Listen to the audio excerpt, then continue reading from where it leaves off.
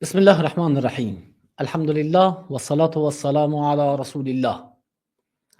در جلسه دیگر از درس های تفسیر قرآن قرار داریم و در مقدمه هستیم. هنوز پنجمین جلسه هست و باز هم ادامه داره بحث مقدمه درس تفسیر دوره سوم. در این جلسه دو مطلب بسیار اساسی و کلی رو میخوام که خدمت دوستان توضیح بدم، بلکه در واقع میتونیم بگیم سه مطلب. یکی بحث مقاصد قرآن کریم هست که به طور کلی آیا میتونیم جنبندی بکنیم که قرآن کریم چه مطالبی را بیان میکند؟ یک اینو توضیح میدیم. و دوم در رابطه به معرفی خود مصحف، یکی قرآن کریم داریم، یکی مصحف یعنی همون پوش و جلد که قرآن داخل اون نوشته شده، و در مصحف باز تعریف سوره یعنی چی، قرآن چند سوره دارد، چند جز دارد، چند رکوعهایی که دارد قرآن کریم دیگه، اینها چی معنا میده، آیت چی معنا میده، زر و زیرهای قرآن کریم و تاریخ جمع‌آوری قرآن کریم. البته اینها رو خیلی مختصر و کوتاه در اینجا توضیح میدم در حد ضرورتی که در اینجا نیاز هست. و بعدا هم یک بحث دیگر که بحث تدبر در قرآن کریم هست، انشالله این بحث رو تشریح میکنم و این جلسه به وسیله سه مبحث به پایان میبریم. خب اولین بحث در رابطه به مقاصد قرآن کریم، مضامین قرآن کریم. در اینجا دو تقسیم بندی رو میتونیم یاد کنیم. یک تقسیم بندی کلی که انجام بدیم ایه که قرآن کریم تمام مضامین و مقاصدش به سه چیز خلاصه میشه. یکی مباحث عقیدتی است که اعتقادات انسانها را اصلاح بکند و لحاظا عقیده درست را معرفی میکند، عقیده بد را رد میکند. یعنی هر دو در واقع معرفی میکنه، البته یکی تعریف میکنه یکی رد میکنه. مثلا عقیده شرکی را رد میکند، عقیده یهود را رد میکند، عقیده نصرانی ها را رد میکند، اعتقادات منافقین را رد میکند. در کل در مباحث عقیدتی و بعدا در طول تاریخ کسایی که عقیده بد داشتن و بر اساس عقیده بد هلاک شدن، یا کسایی که عقیده خوب داشتن و بر اساس عقیده خوب نجات یافتن، اینها رو معرفی میکنه. و همچنین در آخرت کسایی که عقیده خوب داشته باشن نجات مییابند و کسایی که عقیده بد داشته باشن هلاک خواهند شد. تمام اینها مباحثی است که به عقیده ربط میگیره و در قرآن کریم بسیار مفصل مسائل عقیدتی یاد شده، از جمله اعتقاد به الله سبحانه و تعالی و اعتقاد یعنی در باب شناخت الله متعال و عقیده در مورد حضرت حق سبحانه و تعالی، اسماء و صفاتش و توحیدش و الوهیتش و ربوبیتش.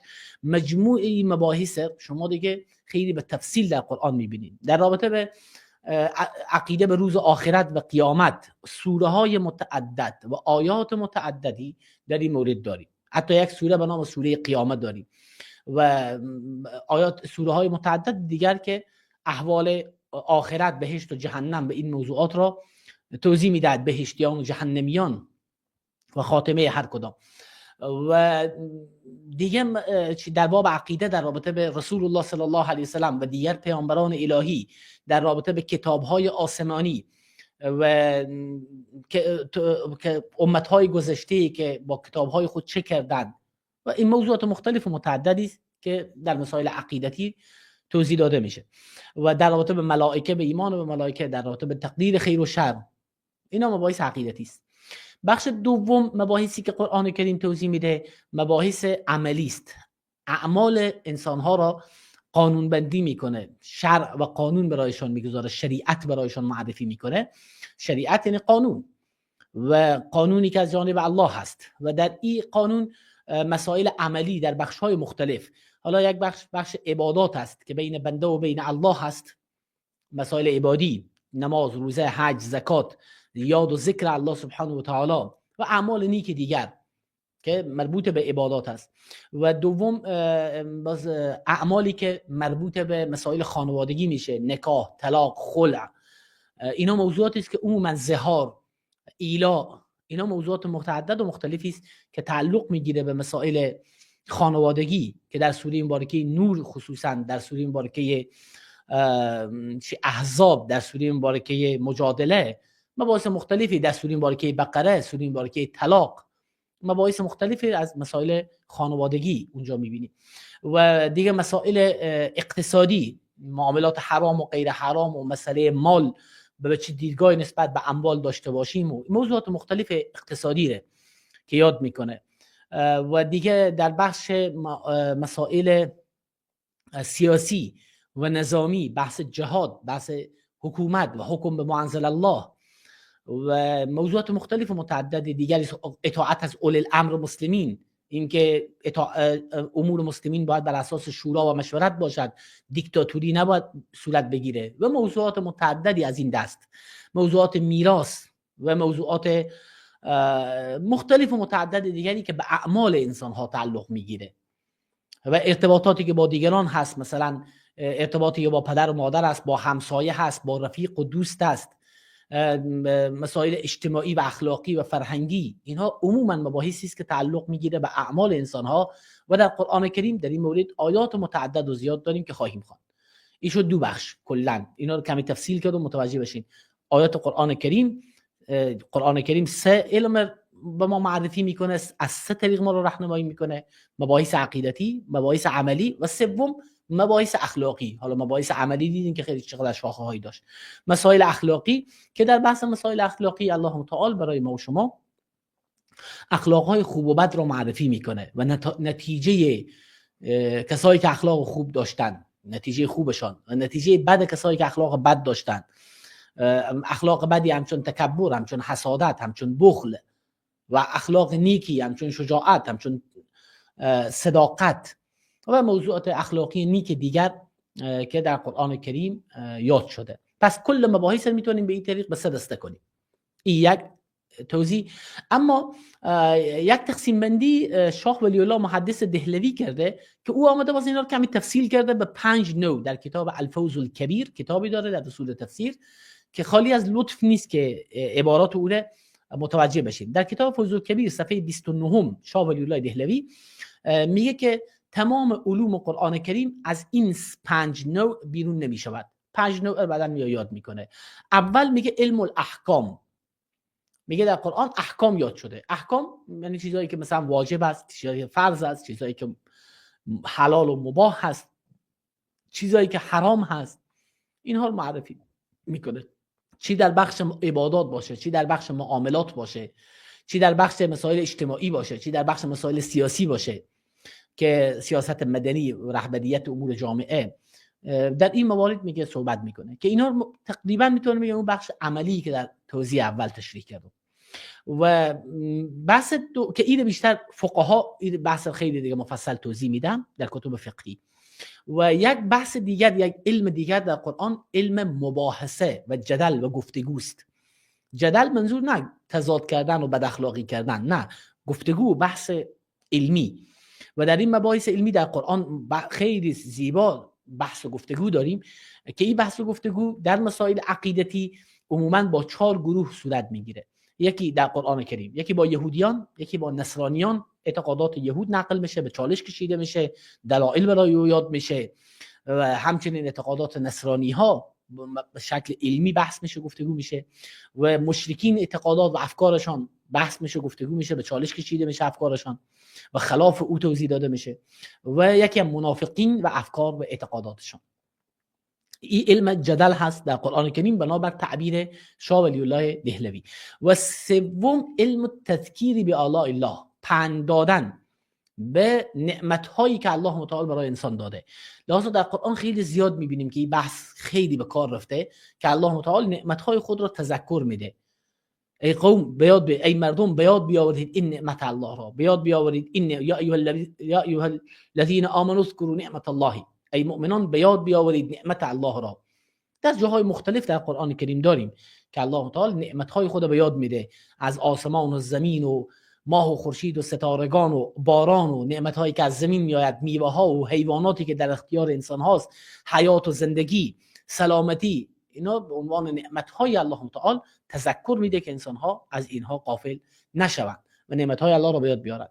چهارم پند دادن به ایام الهی، ایام الله، یعنی در طول تاریخ چه روزهای مهم اتفاق افتاده، چه افرادی، چه اقوامی در طول تاریخ نابود شدن، هلاک شدن، مصیبت دیدن و لحاظا از اونها شما درس بگیرید. یا کسایی که به عزت رسیدن، به افتخار رسیدن به خاطر کارهای خوبی که کردن یا به خاطر عقیده نیکی که داشتن و لحاظا شما از او درس بگیرید.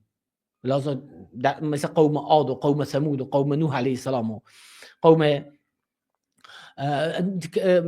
ابراهیم علیه السلام، موسی علیه السلام و دیگر پیامبران الهی. این میگن تذکیر به ایام الله تعالی. و پنجم چی بحث مرگ و آنچه که بعد از مرگ اتفاق میافتد، حشر و نشر و حساب و میزان و جنت و نار و تفصیل اینها مفصل میاد دیگه بحث میشه. این خلاصه علومی است که در قرآن کریم هست و خیلی زیبا، یعنی میتوانیم که مباحثی در این مورد یاد بگیریم. کسایی که مثلا در علم مباحثه با دیگران مصروف هستند، مجادلات، خیلی خوبه که با یعنی 100% کسی که به این بحث داخل میشه باید قرآن یاد داشته باشه و تفسیر قرآن و مفاهیم قرآنی را، و خصوصا در این بخش باید که خیلی بیشتر توجه داشته باشه به علم جلل در قرآن کریم. خب از این بحث تمام شدیم. اولین بحث ما در این جلسه ختم شد. میریم به بحث دوم که من مختصر اشاره کردم. بحث دوم در رابطه با مصحف است. دوستان ببینید، یکی قرآن کریم هست که کلام الله سبحانه و تعالی است، یکی مصحف هست که امی ورق و جلد و پوش هست. مثلا این یک جلد و پوش و ورق ها اینها اینا مصحف میگن، به شرطی که داخل او چی نوشته بشه؟ قرآن کریم. داخل او وقتی قرآن نوشته، قرآن کلام الله هست که به وسیله نقوش داخل این چی میشه؟ نوشته میشه. بعداً دیده میگن مصحف. پس لحاظا وقتی من تلاوت میکنم اعوذ بالله من الشیطان الرجیم بسم الله الرحمن الرحیم قل هو الله احد الله الصمد لم یلد ولم یولد ولم یکن له کفوا احد، این تلاوت من قرآن هست اما مصحف نیست. وقتی داخل او قرآن کتاب نوشته میشه اونجا این میشه چی؟ مصحف، به شرط فقط قرآن نوشته شه. اگر غیر از قرآن دیگه چیزی نوشته بود باز اونجا دیگه چیز میشه. مثلا اگر تفسیر نوشته بود اونجا دیگه اون قرآن مصحف نمیگن، میگن کتاب تفسیر مثلا. خب حالا این مصحف که در او قرآن کریم نوشته میشه و جمع‌آوری میشه، در زمان پیامبر صلی الله علیه و سلم اینها به شکل پراکنده بوده، به این معنا که مثلا یک سوره یک صحابه آمده برای خود نوشته کرده، باز اون صحابه آمده نوشته کرده، هر صحابی برای خود، بعضیا کاملا قرآن کریم جمع‌آوری کردن پیش خود، بعضی همین چیزایی که جمع‌آوری میکردن با حاشیه‌های او برای خود بعضی تفسیرها هم نوشته میکردن. تفسیر یعنی چی؟ یعنی مثلا یک مطلبی از رسول الله صلی الله علیه و سلم شنیده بودن، در توضیح آیه اینو باز با حاشیه نوشته میکردن که متوجه بشن مثلا. و به این خاطر به این شکل هر کدام مصحف های پیش خود داشتن. خب بعضی سوره ها کمتر داشتن، بعضی بیشتر داشتن، بعضی سوره ها منسوخ شده بود، بعضی باز هم پیششان نوشته شده بود داشتن. و به این خاطر در زمان ابوبکر صدیق رضی الله عنه، تازه پیامبر صلی الله علیه و سلم وفات فرموده بودند که ابوبکر صدیق طبق روایتی که در صحیح البخاری است و به مشوره صحابه به این نتیجه میرسن که قرآن کریم را جمع‌آوری کنن در یک نسخه و که چنین نشه، چون قاریای قرآن کریم حافظا بعضی به شهادت رسیدن، گفتن چنین نشه که حافظا از چیشن شهید بشن و بعدن قرآن کریم از دست بره، چون خیلی از حافظان قرآن کریمی وجود داشتن که به جهادها و اینا اشتراک میکردن و به این خاطر گفتن هم از او رونوشته هایی که در زمان پیامبر بوده و هم از این به حساب حافظانی که در زمان پیامبر زیر نظر رسول الله صلی الله علیه و سلم قرآن را حفظ کرده بودن، یک چیز اجماعی و اتفاقی درست بشه. و وعده الهی هم بود. الله متعال در سوره مبارکه نحل می‌فرماید انا نحن نزلنا الذکر و انا له لحافظون، همانا ما پند و نصیحت را نازل کردیم و همانا ما حافظ او هستیم. پس الله قرآن کریم را حفظ کرد و به این وسیله به قلوب صحابه الهام کرد در واقع و به اتفاق و اجماع همه با هم قرآن کریم را جمع‌آوری کردند، در یک جا نوشتند، آیات منسوخه را حذف کردند. چیزی که همه اتفاق داشتن که آیات مثلا منسوخ است و او آیاتی که ثابت بود رو نوشتن و خودشان هم حفظ هم داشتن، شهادت میدادن با اون نوشته هایی که داشتن، که خیلی به شکل زیبا دقیق قرآن کریم جمع‌آوری شد به اجماع و اتفاق صحابه.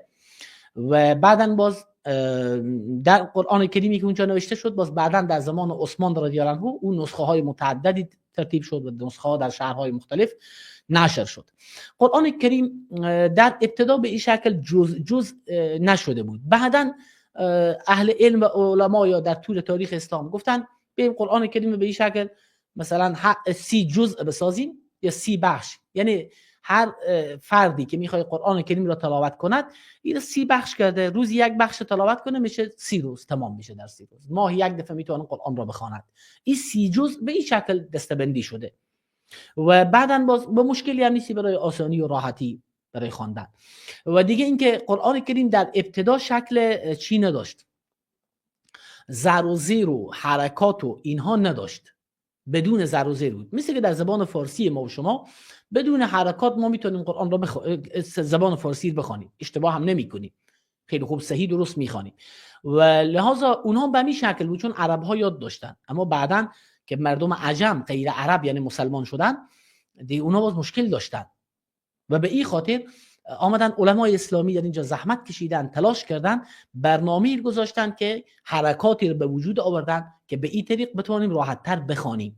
و لحاظا این حرکات زر، زیر، پیش، تشدید و جزم اینها رو آوردن و به این شکل قرآن رو نوشتن تا راحت‌تر خوانده بشه برای کسایی که زبان عربی را بلد نیستن. و یعنی اینها وسیله بوده برای بهتر خواندن. در قرآن چیزی اضافه نشده، قرآن همون قرآن هست، فقط برای روش خواندن آسان‌تر بشه اینها رو نوشتن. و دیگه قرآن کریم 114 سوره دارد. حالا سوره یعنی چی؟ سوره یعنی تعدادی از آیات که کنار هم قرار میگیرد و یک مطلب کامل یا مطالب متعددی را ارائه میدهد. اینو میگن سوره. یعنی در یک سوره، اصلا کلمه سور در زبان عربی به معنی آنچه که دیگری را احاطه کند. قلعه شهر را، همون دیواری که دور قلعه شهره، این سور میگن. سور میگن. و سوره یعنی آنچه که آیات را احاطه کرده، یعنی این آیات جزء این سوره هست، یعنی در این دایره قرار دارد. و در این سوره باز میبینیم که یک مطلب یا مطالب متعدد بیان شده. مثلا در سوره مبارکه قل هو الله احد مطلبی است به عنوان شناختی با الله سبحانه و تعالی و توحید الله متعال. قل هو الله احد الله الصمد لم یلد ولم یولد ولم یکن له کفوا احد. به همین خاطر یک اسم او سوره توحید است. و بعضی سوره ها باز مطالب متعدد و خیلی بیشتری را در خود گنجانده. آیه چی میگن؟ آیه تعدادی از جملات که به یک جای ختم میشه، چند جمله که به یک جای ختم میشه و آخرش به یک شکل خاصی است که تمام آیات ها یا بعضی از آیات ها آخر او شبیه هم هستند، بلا تشبیه، مثل سجع و قافیه در شعر. میگه بلا تشبیه به خاطری که قرآن شعر نیست، اصلا به سبک شعر هم نیست، اما آخر او بعضی آیات میبینی که چی هستند؟ شبیه هم هستند. قل هو الله احد الله الصمد لم یلد ولم یولد. آخر او ببینید به یک وزن به اصطلاح میایه و اینا رو آیه گفته میشه آخر. و باز چند آیه با هم جمع میشه یک سوره رو میسازه. کل سوره های قرآن جمع میشه 114 سوره، کل قرآن را تشکیل میدهند. با 30 جزء شده و به این خاطر که در 30 روز خوانده میشه. با 7 منزل یا 7 حزب شده. در بعضی قرآن ها دیده باشید 7 حزب، احزاب قرآن. یعنی قرآن کریم برای کسایی که در 7 روز میخوان قرآن ختم کنن. چون خیلی از صحابه، تابعین و دیگر علمای تاریخ اسلام در 7 روز قرآن را ختم میکردن، میخواندن، تلاوت میکردن و به این خاطر 7 روز بود 7 منزل درست کردن یا 7 حزب درست کردن که هر بخشش را در یک روز بخوانند. و رکوع باز مقداری است که در یک رکعت میخوانند. در یک رکعت شخصی که نماز میخوانه این تلاوت میکنه و بعداً به همین اندازه که خوان تکبیر میگه میره به رکوع میره. به این خاطر مقدار باز یک رکوع گفته میشه. و مطالب یک رکوع گاهی اوقات با هم متفاوت است، گاهی اوقات چند رکوع با هم مطلبشان یکی است، گاهی اوقات در یک رکوع چند مطلب بیان میشه. به هر حال به این شکل است. خب یک بحث دیگه هم اینه که در قرآن کریم بحث قرائات وجود داره. اینا من خیلی مجمل و خلاصه توضیح میدم. دوستایی که تفصیل بیشتر میخواهند به کتاب‌هایی که در علوم القرآن نوشته شده مراجعه بکنن، از جمله مثلا کتاب علوم القرآن از مفتی محمد تقی عثمانی که به اون مراجعه بکنن. خیلی کتاب زیبا و جالبی است، به زبان فارسی، میتونن از او بهره ببرن. و یک بحث که داریم قرائات مختلف. قرائات مختلف چیست دوستان؟ قرائات مختلفیه که بعضی از آیات قرآن کریم یا بعضی از کلمات او، چون که عرب ها قبایل مختلف بودند، زبان عربی قبایل مختلف لهجه های مختلف داشتند، بعضی برای آسانی طبق روایتی که در صحیح مسلم آمده است و در صحیح البخاری هم به آن اشاره شده، چی آورده؟ این که قرآن کریم به 7 حرف نازل شده. منظور از 7 حرف 7 نوع اختلافاتی است که آیات قرآن در تلفظ خود میتونه به این شکل هم تلفظ بشه، میتونه به این شکل هم خوانده بشه، اما از لحاظ معنا فرقی نمیکنه، تضادی با هم به وجود نمیآید. آیات قرآن تضاد ندارن اما میتونه متفاوت خوانده بشه و خیلی از افراد وقتی این تفاوت رو میشنون کمی چون اطلاع نداشته باشن جا میخورن. به طور مثال مالک یوم الدین در سوره مبارکه فاتحه میخوانیم الحمدلله رب العالمین الرحمن الرحیم مالک یوم الدین. مالک یعنی صاحب روز جزا. حالا همین در قرائت دیگر خوانده شده ملک یوم الدین، پادشاه روز جزا. خب مالک روز جزا وقتی صاحب باشه خب پادشاه هم هست، وقتی پادشاه باشه خب صاحب هم هست. اینا لازم و ملزوم یک هستن، با هم تضادی ندارن و به این شکل مالک یوم الدین هم درسته، ملک یوم الدین این هم قرائت متواتر هست، قرائت کاملا ثابت هست، خوانده میشه. و در بعضی آیات دیگر هم همچنین دیگه جاها داریم که نحوه خواندن یا نحوه مثلا و ما ادراک در بعضی از قرائت ها اماله میشه، خوانده میشه و ما ادریک، به این شکل خوانده میشه که تلفظ هم کمی سخت است مگر کسایی که خیلی تمرین کرده باشن. خب لحاظا اگه از بعضی قاری ها قرائت متفاوتی در یک آیه میشنوین متوجه باشین که اختلاف قرائات هست و بعضی اوقات دین ستیزان و اسلام ستیزان میخوان در اینجا بعضی مسلمانان فریب بدن، بگن ببینید قرآن در این تغییر وجود داره، او یک قسم میخوانه یک قسم میخوانه، در حالی که تفاوت در نحوه تلفظ است و این از خود رسول الله صلی الله علیه و سلم به تواتر ثابته که اجازه دادن که این قسم هم خوانده بشه این قسم. اینا میگن روایات متواتره، یعنی جمع کثیر اجماعی در واقع یعنی نقل کردن ثابت است و امت اسلامی بر صحت این قرائت ها اجماع دارن که 10 قرائت متواتره داریم از 7 نوع اختلاف تفاوت ها، 7 نوع تفاوت سرچشمه گرفته 10 قرائت متواتره مشهوره. بعضی قرائات شاذه هست که باز اونا علما اهل محل اعتبار قرار ندادن. اینم یک کوتاه اشاره کردم که بیشتر متوجه بشید. و آخرین بحث در این جلسه توضیح میدیم مسئله اینا رو خیلی یعنی کوتاه دوستا توضیح دادم، بحث جمع‌آوری قرآن و اینها خیلی زیاد و عمیق داخل اون بحث فرو نرفتم، بحث طولانی نشه، زودتر میرسیم به بحث اصلی در قرآن کریم. و دوستایی که اینا این مباحث میخواین من در درس‌های کتاب صحیح البخاری خیلی مفصل من اینها رو شرح کردم، در کتاب صحیح البخاری، در کتاب فضائل القرآن، کسایی که دوست دارن به او درس ها مراجعه بکنن. درس های صحیح البخاری اونجا خیلی زیبا و جالب این درس ها این مباحث خیلی مفصل، البته به شکل علمی او که البته عامه مردم هم ان شاء الله استفاده میبرن، به شکل علمی تحقیقی در اونجا بحث شده و موشگافی شده اونها و بیشتر توضیح داده شده. دوستایی که میل دارن میتونن اونجا مراجعه کنن. خب بحث دیگر دوستان تدبر در قرآن کریم هست. یکی از جمله وظایفی که مسلمان ها دارن تدبر در قرآن کریم هست. یعنی در واقع به این تعبیر که یکی تلاوت قرآن تبرکی داریم، یکی تلاوت تبرکی داریم، یکی تدبری یکی تبرکی. بسیاری از مردم ما فقط در دایره تلاوت تبرکی مانده اند، همونجا توقف کردن، در حالی که غلط است. نباید اونجا توقف کنی.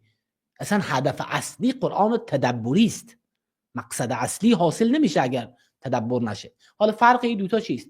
قرآن تلاوت تبرکی ایه که شما قرآن را بخوانید و از امو فیض کلمات او که کلام الله سبحانه و تعالی است، کلامی است که الله به او در واقع سخن گفته و کلام الهی است، این خودش یک اعجاز داره، یک فیض و یک برکت و یک نورانیت و یک رحمت در او نهفته هست و لحاظا مبارک است، پربرکت است، سبب برکت میشه، سبب رحمت میشه، همون الفاظ. اما شخص میبینی معنا رو نمیفهمه، فقط الفاظ رو میخونه، معنا رو هیچ نمیفهمه، فقط از فیض برکت همون کلمات و حروف مستفید میشه و ثواب او را حاصل میکنه. چنانچه در روایت سنن ترمذی حدیث شماره 2910 داریم که پیامبر اکرم صلی الله علیه و سلم فرمودند کسی که یک حرف از کتاب الله را بخواند برای او یک حسنه داده میشه و یک حسنه به 10 برابر ثواب دارد، میشه 10 ثواب. و من نمیگویم که الف لام میم یک حرف است، بلکه الف یک حرف، لام یک حرف، میم یک حرف است. یعنی چی؟ یعنی الف لام میم کردیم 30 تا ثواب حاصل شد. قل هو الله احد حساب کنیم هر حرفی 10 ثواب، همین حال چقدر ثواب حاصل شد. پس به خواندن قرآن کریم همین قدر ثواب حاصل میشه، همین قدر برکت و نورانیت حاصل میشه. و در این بخش قرآن تبرکی اینا متوجه باشین که من اینا تجربه کردم که خیلی از اوقات بسیاری از شبهات، شکوک، افکار بد که در ذهن انسان است به برکت تلاوت قرآن کریم از سینه طوری گم میشه که تو اصلا نمیفهمی چگونه از بین رفت. شفای ما فی الصدور هست به تعبیر قرآن کریم. قرآن شفایی است برای آنچه که در سینه هاست. بسیاری از افراد به افکار بد گرفتاره، به افکار گناه آلود گرفتاره، به برکت تلاوت قرآن کریم که بهترین ذکر است، بالاترین ذکر است، میشه که از این دور بشه و سبب نجات او بگردد. و اما با وجود تمام فضائلی که قرآن تلاوت تبرکی دارد، از برکات قرآن مستفید میشویم، اما این مقصد اصلی قرآن برآورده نمیکنه. مقصد اصلی تدبر در قرآن است. اصلا قرآن نازل شده تا در اون تدبر کنیم، بفهمیم، یاد بگیریم و بعدا او را در زندگی خود پیاده بکنیم. لذا ممکن هست که بسیار ممکن که چی، یعنی حتما چنین میشه که اگر کسی قرآن را تلاوت میکنه تبرکی اما معنا را نمیفهمه، تدبر در قرآن نداره، خیلی اوقات میتونه به خیلی از مخالفت ها با قرآن دچار بشه، چی در مسائل عقیدتی، چی در مسائل اخلاقی، چی در مسائل عملی. میبینی نفر قرآن میخونه اما میبینی دروغ هم میگه، خیانت هم میکنه، یا مثلا عقیده به خلاف قرآن داره نمیفهمه، مخالف قرآن، معتقد به اعتقادات خیلی نادرست است. آیات قرآن میخونه نمیفهمه، برخلاف او اعتقاد داره، متوجه هم نیست. و به طور مثال میخونه در قرآن که غیر از الله کسی علم غیب را نمیداند، باز بعدا میگه نه فلان شخص پیرم که از علم غیب میداند، جنیات هم غیب میداند، یا مثلا امثال این خرافات های دیگر. پس به این خاطر باید مراجعه کرد به تدبر در قرآن کریم. در قرآن تدبر کرد، قرآن را فهمید. و تدبر در قرآن وقتی میشه که معنای قرآن را بفهمی. تو که معنای قرآن را نفهمی چگونه میخوای تدبر کنی؟ و به این خاطر در مرحله اول باید زیر نظر استاد کسی ترجمه قرآن یاد بگیرد، تفسیر قرآن یاد بگیرد، چون هر آن کاری که بی استاد باشد یقین میدان که بی بنیاد باشد. بعداً باز وقتی در نماز قرآن تلاوت کنی، در بیرون نماز قرآن تلاوت کنی، وقت با تدبر است، چون میفهمی، با فهم میخوانی، لذت دیگری دارد، کیفیت دیگری دارد. و لحاظ الله متعال در قرآن کریم آیه 29 سوره صاد میفرماید کتاب انزلناه الیک، این کتابی است که ما به سوی تو نازل کردیم ای پیامبر، لیدبروا آیاته، تا تدبر کنند انسانها در آیاتش، ولیتذکر اولو الالباب، و تا اینکه صاحبان عقل پند بپذیرند. ببینید در اینجا یک نکته جالبیه که قرآن کریم کتاب علما گفته نشده. خیلی‌ها به غلط چنین برداشت کردن، فکر کردن قرآن کتابی است که فقط علما باید بخوانن، طلبه علم بخوانن، کسایی که پانزه شرعیات میخوانن. نه خیر، قرآن برای همه هست، برای کسی مردمی که به دنیا میآیند از اول به پیشانی هیچ کدام نوشته نیست که این عالم دین، این دکتر، این انجینر، این بی سواد. نه خیر، این خود انسان ها هستند که برای خود انتخاب میکنن. و لحاظ قرآن برای همه هست.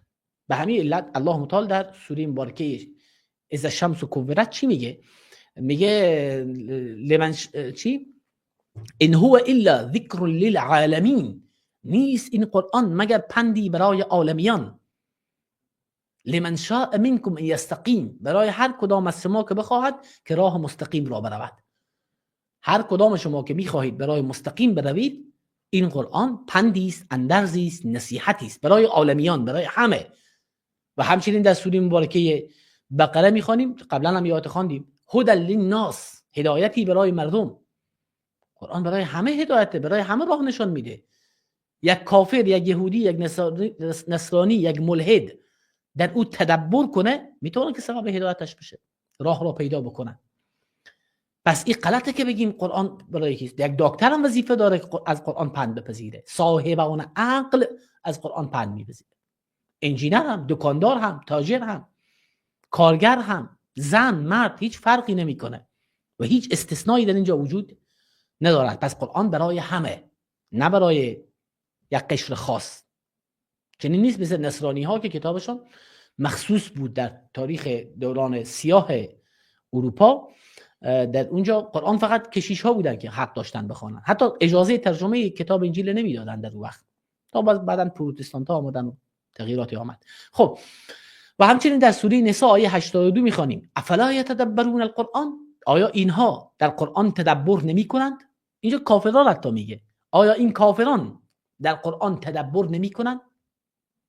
ولو کان من عند غیر الله، اگر قرآن از نزد غیر الله می بود لوجدوا فیه اختلافا کثیرا، در او بعد خیلی اختلافات متعدد میدیدن، اما حالا نمیبینن اختلافی.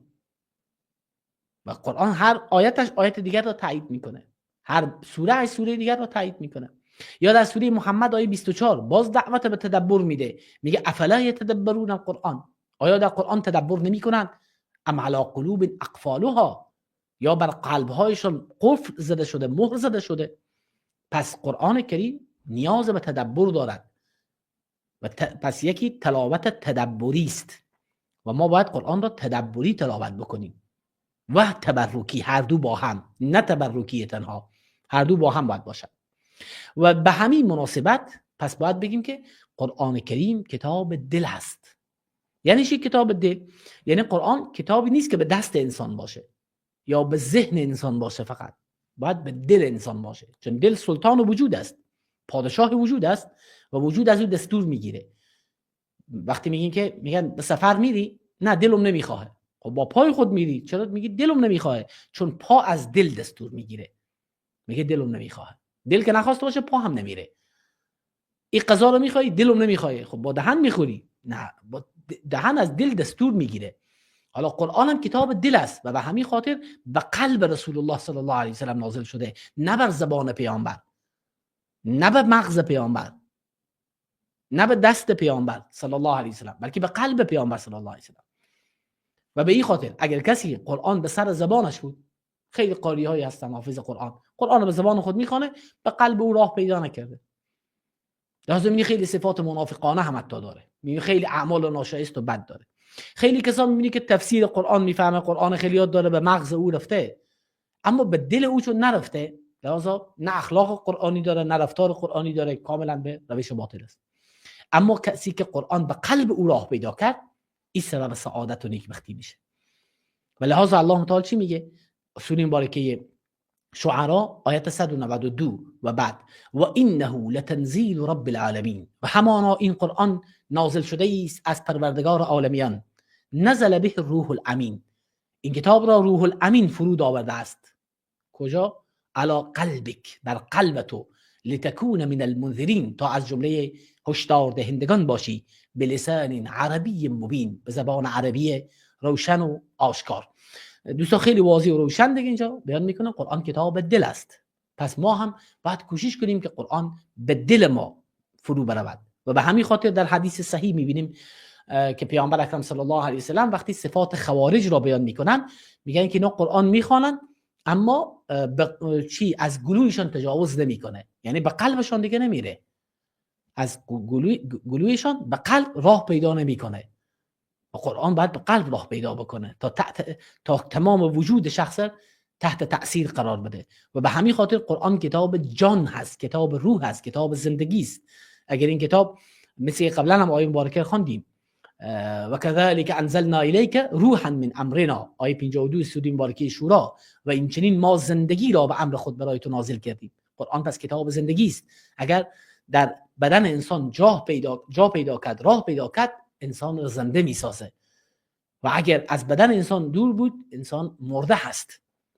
و به همین خاطر همون تعبیری که چون به جان در رفت جان دیگر شود، که اقبال در شعر خود میگه جان چو دیگر شد جهان دیگر شود. اصلا این قرآن کتابی است که جهان رو متحول میکنه. بعد از این که چی؟ جان را متحول میکنه. جان و روح انسان که متحول شد، باز جهان هم متحول میشه.